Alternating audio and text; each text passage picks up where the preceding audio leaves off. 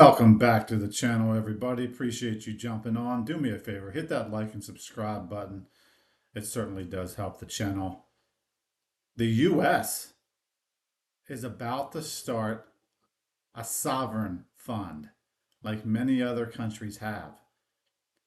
This is definitely bullish. Could there be crypto included? Could Bitcoin be included in this sovereign fund? Could XRP, XLM, HBAR, and others?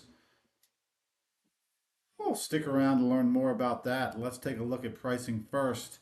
An up and down market the past few days. Bitcoin currently sitting at 99,405 was down to as low as 93,000 recently. Ethereum bleeding out, sitting at 2,790, up 2.76 in the last 24 hours, but down almost 12% in the last 7 days. XRP at the number 3 spot at 152 billion market cap, sitting at $2.63, up 2.44 in the last 24 hours, down 17.3% over the last 7 days. Man, Tether at the number 4 spot and Solana at the number 5 spot, up 4% over the last 24 hours, but down 7.77% over the last 7 days, sitting at $216.90. A very volatile start to February, ladies and gentlemen. Let's jump into some news, and let's start with Mr. Jake Claver here. He's talking about the market cap of XRP continues to grow. He says, but the real story is much bigger than just numbers. Let me break down what this means for the future of money. Jake does a great job, so you should give him a follow. He starts off by saying banks are starting to use Ripple's tech, not in some far off future, right now. Today, major financial players are sending money through Ripple's network. The volume in XRP isn't just about crypto gains. It shows that big money is betting on a faster, cheaper way to move cash around the world. Banks that once laughed at crypto are now lining up to use Ripple's network.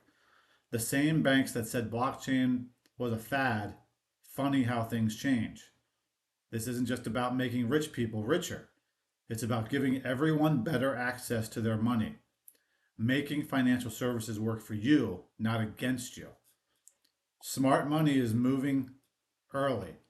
They see what's coming, a world where sending money is instant, cheap, and works for everyone, not just the banks. The financial world is changing, but the real story is how we're finally fixing our broken money system. This isn't the end of traditional finance, it's an upgrade, and it's just getting started. Great stuff there by Jake. Again, give him a follow because he does a lot of good work. Coming in from Smoke Dog here, he says XRP, XLM, and HBAR mentioned on NASDAQ. Listen closely. You are watching mainstream media wake up in real time to the immense potential that ISO 20022 will bring to the crypto markets. What was once dismissed as speculation is now being acknowledged by the very institutions, that shape global finance. Price is simply an attention grabber. It's what gets people talking, but the real story lies beneath the surface. Infrastructure is being built, regulatory clarity is forming, and the financial system is quietly aligning with blockchain-based solutions that will reshape global payments, trade, and value exchange. The clips below are early warning signs before trillions of dollars in capital flow into a handful of crypto assets positioned at the center of this transformation. By the time the masses realize what's happening, the window of opportunity will have already closed. The question is, are you paying attention? Smoke Dog, killing it out here as always. Let's take a listen to his videos and see what they're all about here as the talk of certain altcoins on NASDAQ. Take a listen. We had these two big clumps of performance, and in between we had to be super patient. It was really a Bitcoin year a lot, although after the election, the idea of smart contract platforms and other growth-oriented digital assets gained favor. They have much more to benefit from a new regulatory pavement. So Ethereum sprang back to life, a lot of other layer ones, a lot of DeFi protocols. So the CoinDesk 20 index ended up 88% on the year. The top performers of current constituents were on nobody's bingo card, right? Ripple and Stellar and HBAR. A lot of the names that were where there was excitement in the beginning of the year sort of switched places. So it was a very strong year, and it really provided a launch pad for 2025. Which is interesting because we were talking. All right, the next clip here. Blockchain brought trustlessness to an industry that requires trust. And for institutional adoption, we sort of have to bring trust to trustlessness, right? And collateral management, custody, execution quality, knowing who your counterparty is, a lot of bilateral derivatives are going to explode in volume, right? It's not only just going to be centralized exchanges exchanging fiat for blockchain assets. It's going to be all kinds of trading. And a lot of that for institutional adoption is going to require familiar levels of trust. Right. So that has to be married back. Index investing, I think our biggest theme last year was that people didn't know what to do after Bitcoin. And I think many people still don't. And most people probably shouldn't, right? 5%ers who are going to spend 5% of their investment time thinking about crypto and maybe even allocating 1 or 2 or 3% shouldn't spend the time necessary to decide whether it's going to be Solana or Sui. I think the infrastructure plays are interesting. Right? But which one, right? Which one's going to reign supreme? Again, I don't think anybody had Ripple and Stellar on their bingo cards for best performer out of a CoinDesk 20 last year. So index investing with maintaining, rebalancing into the top performers, the biggest names, the best liquidity, right? The easiest implementation cost, which is how a lot of our indices are built. We're about to launch a bunch of new indices next week, actually, that go much broader for the professional set, for the hedge fund that has a 200 token depth, for the IPO market maker who really needs to think about not Bitcoin and Ether, but the next 100 tokens. We think serving that market is going to be very important. So correlation to those tail assets is going to be important for the everyday investor. And we're Wow, lots of good stuff in that video, but to say the least, it's impressive that on a NASDAQ show, these coins and blockchain are being talked about. So great stuff. Coming in here from Austin King, again, who used to work for Ripple and has now started the company Omni to help move from one chain to another in the blockchain world. He says Trump just signed an executive order to create a U.S. sovereign wealth fund. Norway has a $1.7 trillion fund, but the U.S. has 50 times larger GDP. What could this mean for crypto and other industries that Trump has deemed a national strategic priority? Let's take a look at what Austin says here as it relates to this sovereign fund. He says the first sovereign wealth fund was established in 1953 by Kuwait as a way to deploy excess oil revenues. While some criticize that governments should not invest in private markets, many of these funds have proven highly profitable. This has grown into a worldwide phenomenon. China, Saudi Arabia, Singapore, UAE, Qatar, the list goes on. Trillions of government-controlled dollars are being deployed to industries across the nations. With this much money, two big clumps of performance, and in between we had to be super patient. It was really a big. With this much money, what do these funds actually do? Austin goes on to say sovereign wealth funds have two goals: generate profitable investments, and two, through investing, grow strategically important sectors. What could this mean for the United States? Trump has publicly stated the plans to make America the crypto capital of the world. However, he has faced bureaucratic hurdles since being in office.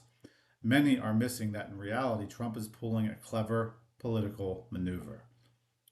This fund would have less controls and need fewer approvals before investing. Strategically speaking, Trump is setting up a way to deploy funds with less red tape.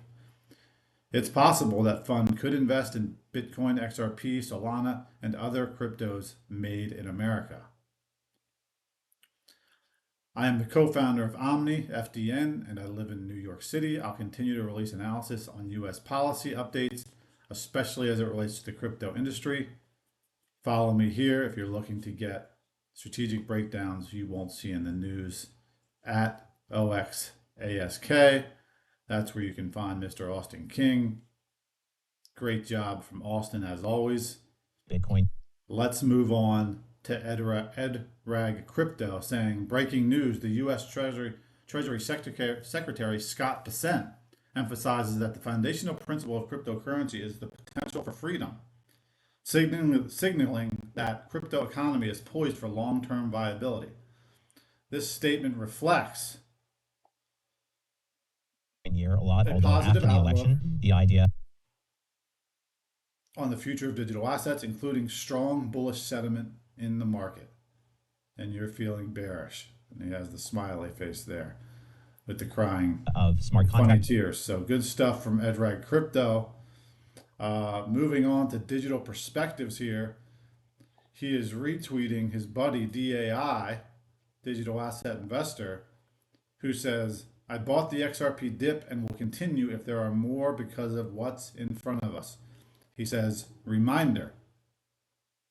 And this is a reminder from platforms and DAI other of growth-oriented digital everything that's assets. going on. Can't get that freaking video to stop playing. Sorry about that. DAI is telling us everything that's in front of us still with XRP. Here's a long list, but DAI says there's so much more. Reminder of what's out there. Case resolution, XRP ETFs, the start of real-world asset tokenization, more XRPL stablecoins, income tax gone, question mark, American crypto tax-free, question mark, stablecoin legislation, crypto legislations, banks coming on board, institutional buying, no new money has arrived yet, digital asset strategic reserve, we just talked about the sovereign wealth fund as well, Super Bowl crypto ads kicking it off, Ripple IPO announcements, NDA's gone, rolling announcements post expiration, new SEC chairman confirmation, crypto council announcement, creation of crypto exchange in Dallas. DAI says, I'm tired of typing, but there's so much more. And he's right. All these things have yet to come, and we're already seeing XRP now above $2 and $3. Quite impressive. Moving on to Smoke Dog here with another tweet. He comes in saying, it's coming. Global regulatory clarity is coming. Jurisdictions around the world are bringing stablecoins and digital assets into regulation. And he posts an article here that says, he highlights global regulatory clarity is coming. Around the world, major jurisdictions are pulling stablecoins and the broader digital assets market into the regulatory light of day. It highlights just as the dot-com bubble bursting or the 2008 financial crisis were necessary preconditions for comprehensive market reforms, new rules and a straightened code of conduct among survivor firms, digital assets are broadly enjoying a cycle of maturation, accountability, and ultimately success. 2024 may also mark the year the U.S. federal legislation is passed, not only for payment stablecoins, but also broader digital asset market structure. And then finally highlights bank failures. 2024 presents an opportunity for convergence and demonstrable market value. Obviously, these things continue as we move into 2025. So great find there from Smoke Dog, and the hits keep coming from Smoke Dog here. He has Ripple news again here saying Ripple identified as a unique hybrid company in North America during institutional digital assets webinar. As you can see in the image, Ripple is in its own lane. Listen. A lot of the investing, of course, would be to have exposure to the leading unicorns in the space, the most valuable companies. And we've already talked about this framework here. I flipped it upside down. So we have foundational, transactional, and application-focused companies. And I've also shown North America, Asia, and the rest of the world. And these are the 16 blockchain unicorns we talked about before. At the foundational level, a lot of them are mining companies, Bitmain, Canaan, Eban, Bitfury. Some of them are protocol companies like Definity and Block One. And Ripple is an interesting hybrid company as well. At the transactional level, most of them are exchanges and wallets. And then we have very few application companies that are today worth $1 billion or more from an equity perspective. And these are the ones we're investors in. I already mentioned we're investors in 10 of the 16. So you can be a direct equity investor, but to be a direct equity investor, you need to have the capability to invest in early stage technology. You need to have good deal flow. You have to be capable of doing your due diligence. and you need to meet the best practices of early stage investing that we So we're going to leave that there, but you see it calling out the companies that are leading the way. Appreciate you jumping on. Do me a favor, hit that like and subscribe button, and we will see you on the flip side.